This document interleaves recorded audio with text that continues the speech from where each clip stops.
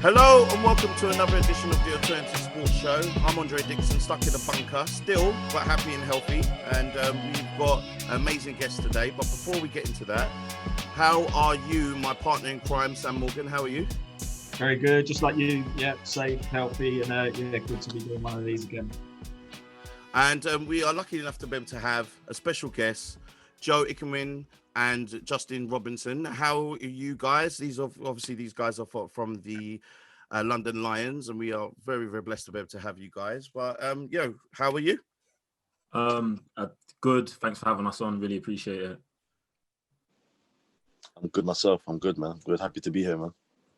And we are ecstatic to be able to have you guys. I was telling the guys before we started to record that we've been trying to, big up British basketball for a long period of time, and finally we're here. These guys are doing really well. A winning record at the moment. So we definitely are jumping on board the winning bandwagon here. So I mean, how's your season going at the moment? Season's going well. I feel like we've really come into like a groove in the last 5 or 6 games. I feel like I wouldn't say we had a rocky start, but I feel like lots of people's expectations may have felt like we was underachieving earlier in the season. But I feel like with the kind of talent we've got, the amount of new players we've coming in, it just takes time to get chemistry going together. But right now, I feel like we're in a good stride and we're gearing up for going into Europe and the BBL Cup final. What about you, Justin? How are you finding it?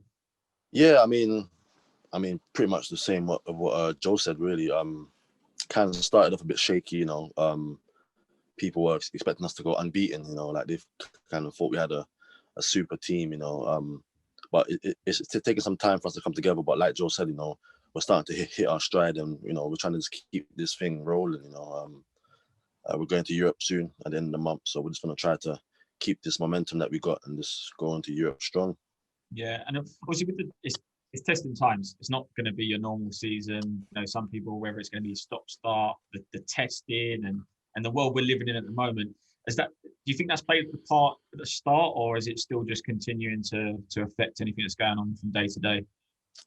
I mean, I don't think it's really affected too much, to be honest. I mean, there's been a few games that have been cancelled and teams had to forfeit games. I think for me, that's the biggest thing for the league in general. But I think for us, I feel like for us as a team, I feel like our routine is pretty much the same. We're still training, we're still playing our games.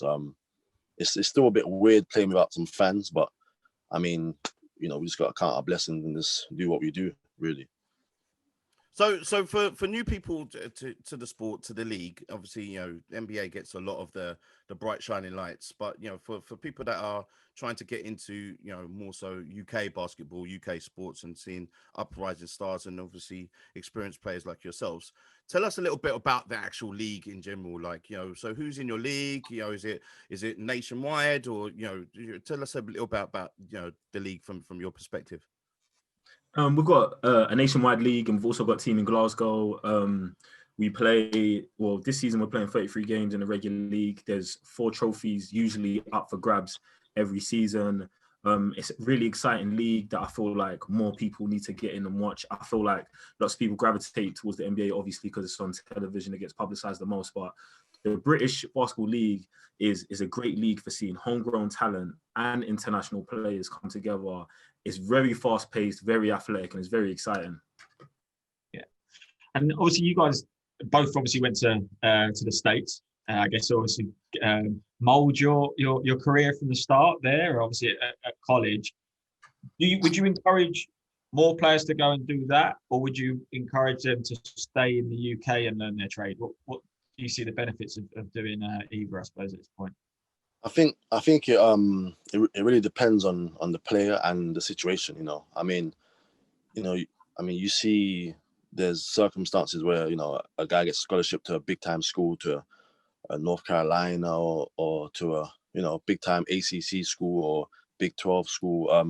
I think those opportunities, it's hard to turn down, especially I think if a kid is striving for the NBA. I think if that is the ultimate goal, the NBA, then you can't tell a kid, to turn down a 4-year scholarship or a 2-year scholarship in high school, at some of the most prestigious schools in the world, But on the other hand, I think there's some kids that, you know, they go down the route of going to Europe, going to an academy, and, you know, they start playing at a professional level from a younger age. So it all depends on, you know, the player, the circumstance, you know, what they're aiming for. You know, is your goal the NBA or is your goal to make money? You know, so it all depends on, you know, the player, you know, their situation at home, what they want. You know, there's so many variables that come into play. So yeah, definitely. I mean, I definitely agree with Justin. It's down to the individual. I mean, depending on your size, position, basketball IQ, all of these things should be taken into consideration when you're deciding on where or what path you want to take to the professional game. So some guys you're going to see are successful going through the college route. Some guys you're going to see going through the European route. One thing I would say is I feel like today lots of kids are pushed in a direction, and I feel like kids should be more given options and be let known what the avenues are, more than one. I feel like when I was coming up, I went to Barking Basketball Academy, coached by Mark Lloyd and Lloyd Gardner, and I remember vividly them sitting me down and being like, look, some players go this way, some players go that way. We think that this would be best for you because of A, B, and C. And we even tried out another route just to have the experience, just to go to a European club and see what the kids at 17, 18 were doing. And that kind of highlighted more why, you know, junior college and Division 1 was the route for me. So I feel like it's really about guidance. I mean, lots of parents need to be educating their kids and educating themselves on the different routes you can go through in basketball to the next level. Yeah. And Justin, you spent quite a large amount of time in Greece. How's that, other than the probably nicer weather, how does that fare to the British League? In terms of the basketball, I mean, it's hard to compare, you know. I mean, the Greek league has been, you know, for a long time been a historic league. You know, they've always had, you know, ex-NBA guys and always had like a few EuroLeague teams. So it's a much more established league in terms of like the quality and, you know, the overall legacy. The fans are super passionate, you know, they treat you like a king over there, you know. All the games are packed, you know, super loud, very passionate for their team. But in terms of like, you know, comparing the two, I think the British League is a much more faster league, you know, much more athletic. You know, the Greek League is more tactical. You know, they're big on scouting. You know, those coaches, you know, they scout for the whole week just for one game. You know, so they really prepare much more than I think teams in the BBL. But it's not really fair because, you know, the BBL is up and coming. You know, it's a league that's expanding. You know, a lot more people are getting to know about it. But I mean, playing in Greece was, you know, the best 3 seasons of my life. You know, I learned so much as a player. You know, I think that's where I grew the most as a player. You know, just learning the game. You know, helping my IQ, playing against, you know, high level Americans, high level European players. So, yeah, man, it was a great time. Great time. So you know, tell us like what it's like from your perspective of being a British player, you know, attending an American college. Is there like a stigma towards any British players? You know, do they think, oh, you guys can't play because you're English? Do they look down at you guys? I know it's like, you know, we've spoken to a few like and you know, NFL players like JJ who you know had that kind of stigma when he was you know, growing up. But like what would you guys say, like what was your experience when it came to going to American colleges? I don't think my experience was much like that. I feel like they was more shocked that we played basketball in the UK. Yeah. But once they get past, I mean, they get past that and understand that, oh, you can play, you're here. Do you know what I'm saying? Like, we're as legitimate at basketball as they are. I feel like everything kind of ran smoothly. I don't feel like it's a major culture shock. They speak English. We speak English. We grow up in basketball culture, and so did they. So I feel like there's so many similarities there that it wasn't a huge difference. I feel like it really depends what state you land in, which is the biggest issue. Because like my first 3 years I was in Oklahoma, which is very country coming from like London City. And then my next 2 years were in South Carolina, which was way different than Oklahoma. So I feel like that just changing environment is more of a culture shock than playing basketball in a different country. Is it the same for you, Justin? Yeah, I mean, when I got to America, the people are, they're shocked that there's basketball in the UK, or oh wow, you guys have, black people in the UK. But like Joe said, that once you prove to them that you can play, you prove to them that you're tough, that you're not going to take no nonsense. They learn to respect you, and they, after a while, they just accept you for one of them. You just become one of the guys. No one really bats an eyelid. No one really thinks, oh, he's British or he's American. And like Joe said, we've grown up in the whole rap culture, hip hop stuff. So, we can relate to each other, coming from urban cities, and most of the guys that go to your university or go to your prep school, most of them are going to be from, big cities, New York, Atlanta, Chicago. So, it's not that huge of a thing. Once you get there, you prove to them that you can play, and then they respect you. Then it's all good. You get past the ball a lot more. Yeah. From there. I was just gonna ask, like, what is the most memorable player that you played against?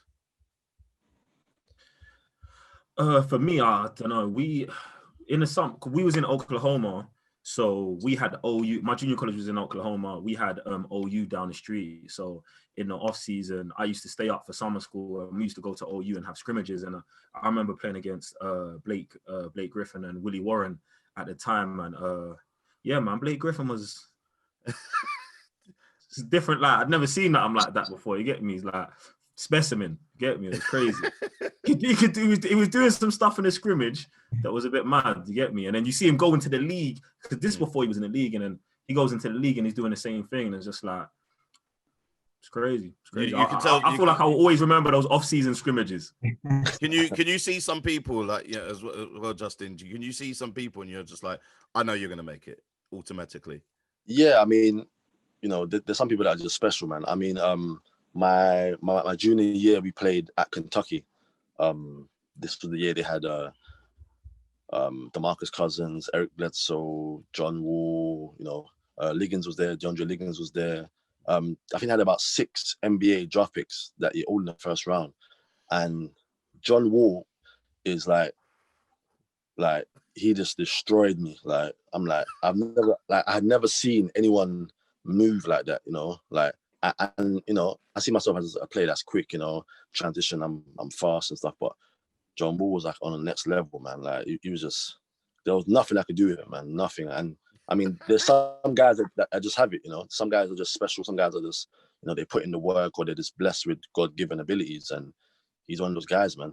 So you just have to take off your hat and respect, man. Obviously, I'm going to bring it back to obviously you guys now, obviously with your team. I'm going to bring it back lifestyle a little bit. Who is the DJ in your changing room? Or is there fights for this one? Because I can see you laughing now, but I was saying I have it in my changing room. The fights that come out, you might as well just have it on shuffle between everyone. Our DJ is Kevin Ware.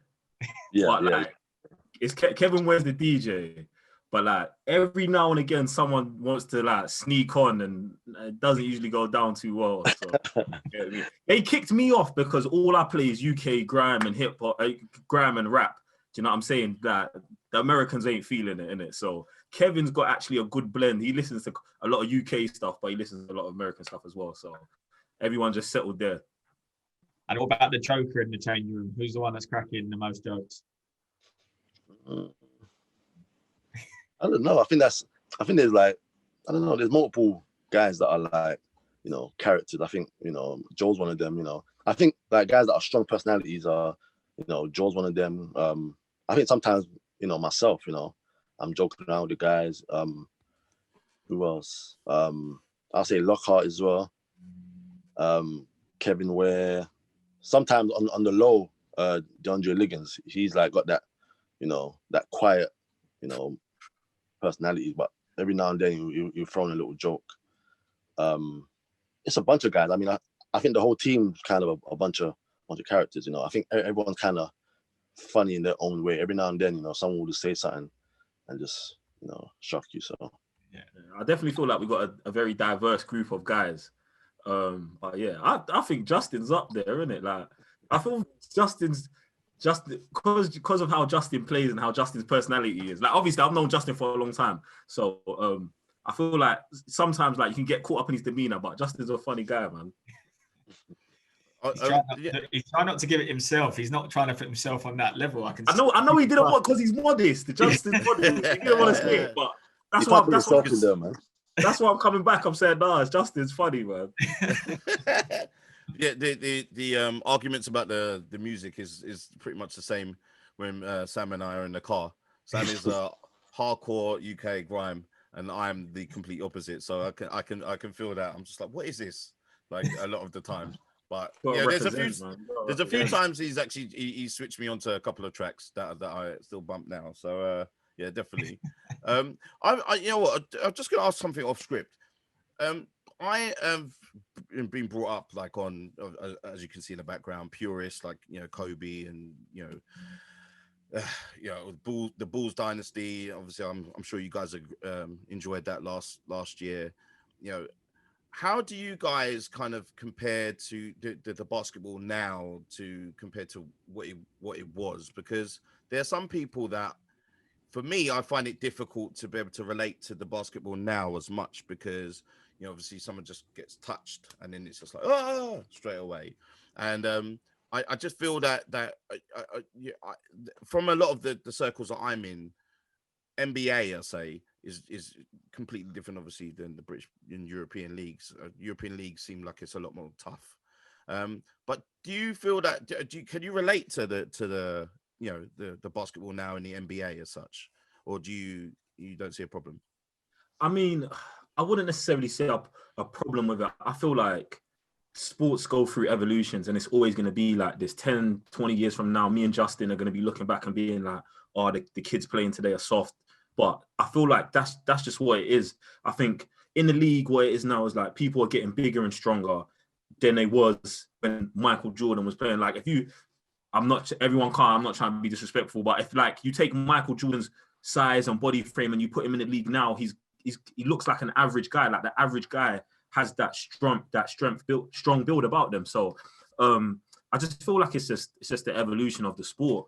And obviously with like all the TV deals, there's lots of incentive to make the game more flashy and exciting, with 3-pointers and more ball handling and stuff like that. So I feel like it's just going through a transition period, and I feel like coming out of this, it might level out a bit, where it's not too much crazy travels and soft fouls, and we find a happy medium, because I do think there is a disconnect between the last generation and the current generation. Yeah, Justin, do you agree? Like, because if you've been brought up watching Kobe and Jordan and, you know, Barkley and all of these people, like, can you see why there's a bit of a disconnect with the basketball now?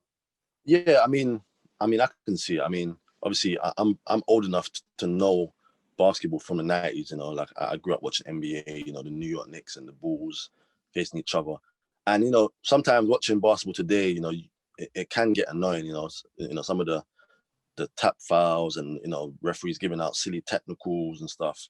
But at the same time, you know, I think, you know, basketball back then was, you know, players weren't protected. You know, I mean, you had guys getting laid out mid-air, you know, guys getting elbowed in their nose and fights all the time. So I think as a league, you know, they've tried to, you know, clean it up a little bit and make it more fan friendly. But on the other hand, you know, like Joe said, you know, players now, they're bigger, they're stronger.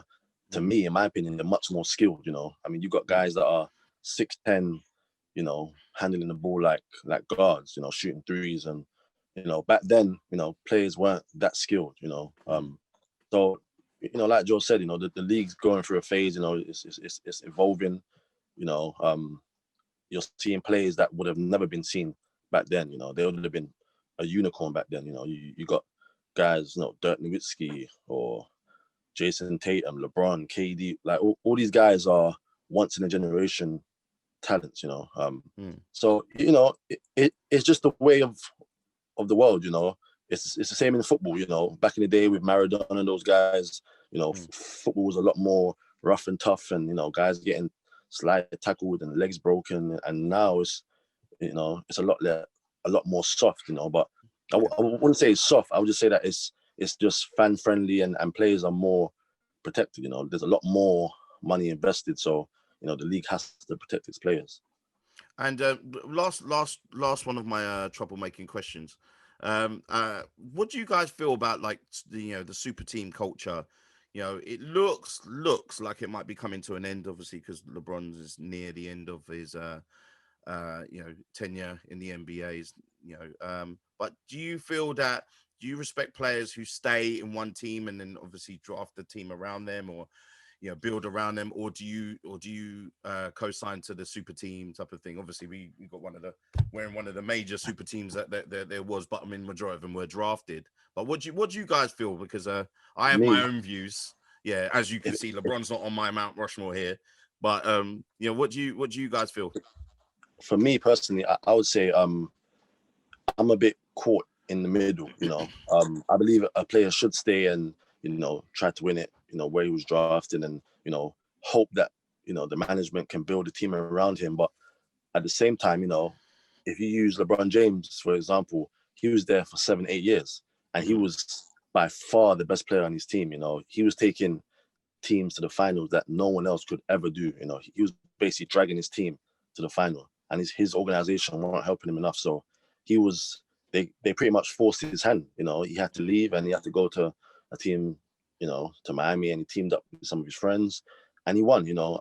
I think, it's a thin line between staying somewhere and wasting your career in one place, because if you're in your prime, you want to make sure those prime years are being used to win championships, So if your organization is not helping you and you don't have enough to win, then, I mean, what more can a player do, So.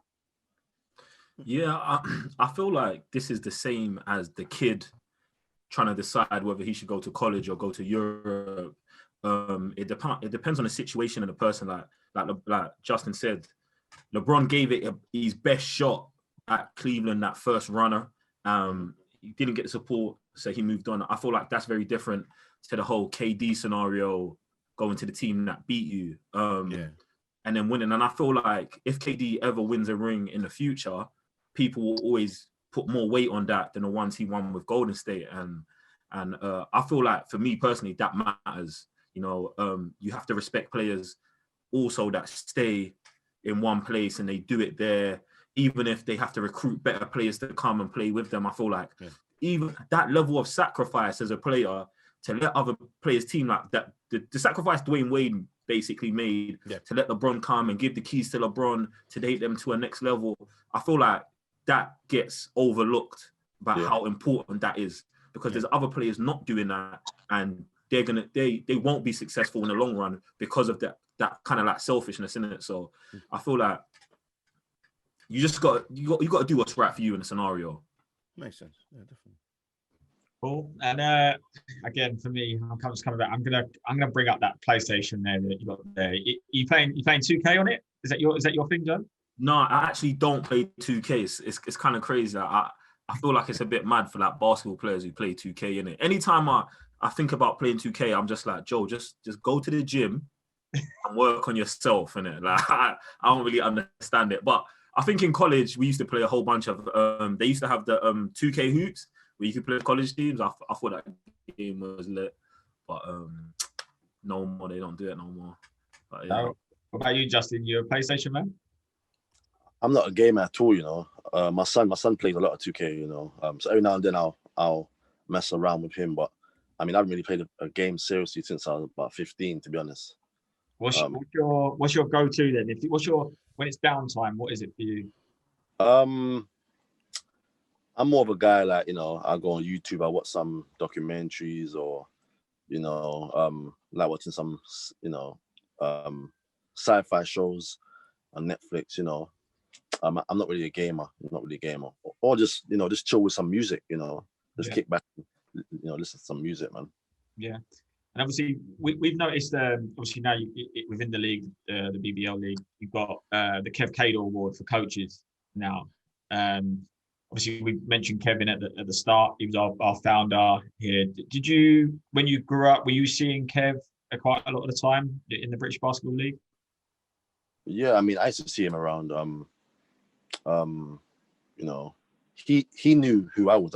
I was so shocked. You know, I think I was about 21. I was playing for GB, and I saw him at a game, and he was like, "Oh, hey, Just," and I was like, "Oh, wow, like he knows me." But I think he knew me through Jimmy Rogers. You know, that whole connection. But yeah, I mean, every now and then I'll see him, and I think he came down to a few of the Lions games, like when I had first started playing for the Lions. You know, him and Vince McCauley are quite close. So yeah. Yeah, I mean, when I was younger, we knew of Kev, and then when I started playing for the Lions, Vince and him they were super close, and he always used to come down, and usually like spend around a week with us, just around our practices and stuff like that. He always used to come and give us talks, and I felt like that's when I got to like kind of learn more about him as the person and his character. But yeah, Vince always speaks highly of him, and he was just always a great person to have around us. And I felt like it was always good when he came, because you just knew like he was going to impart some knowledge on everyone, and it was always different every season. Yeah. No, honestly, it's you know, it's always good to be able to speak to, you know, UK basketball players. You know, I would say just quickly, anyone who's like looking to actually get into, you know, the British League, what would you say? What is your suggestions to them, tips for them to be able to, you know, reach out and be where you guys are? I mean, obviously, it depends on the age. I mean, if they're an up and coming, you know, player, like a younger player, 16, 17, I would say, you know, first you have to start with your local team. You know, try and find an under 18s team, or a men's team, a Division 2 team, and then, you know, hopefully, you know, if you do well enough, you can work up to Division 1, and then, you know, who knows, maybe a BBL team pick you up. But I mean, if you're already a professional player, you know, I mean, you know, tell your agent, you know, especially if you're an American player or a high-level European player, you know, speak to your agent, say, you know, I want to go to the BBL, I'm interested, and make it happen. You know, I mean, there's, you know, like Joe said in the beginning, I mean, the league's expanding. You know, each year the talent is just getting better and better. So, you know, we're welcoming all great players. You know, it don't matter what team you're on. You know, the better the teams are, you know, the more competitive the league is, and, you know, the more popular it becomes. So yeah. Oh, brilliant. No, honestly, it's been a pleasure to have you guys, you know, join us, and thanks so much for your time. And, you know, we're going to keep on following you guys, and please, you know, get you guys to come back on, you know, when you guys have the time during the season. And you know, I'm expecting a jersey now to be sent here, so it can be on the Mount Rushmore. Not you know, I've got to represent my boys here now. So you know, thanks so much for having you guys on. Yeah, tell the fans, you know, of the team and the league where they can actually find you. What's your handles? You can find me on Twitter and Instagram at Ikhinmwin. Yeah, on Instagram and Twitter, JJROB, JRob_LDN. And you can find London Lions at London Lions, Twitter, Instagram, Facebook, all of that. I like that. I see the corporate stuff at the end. I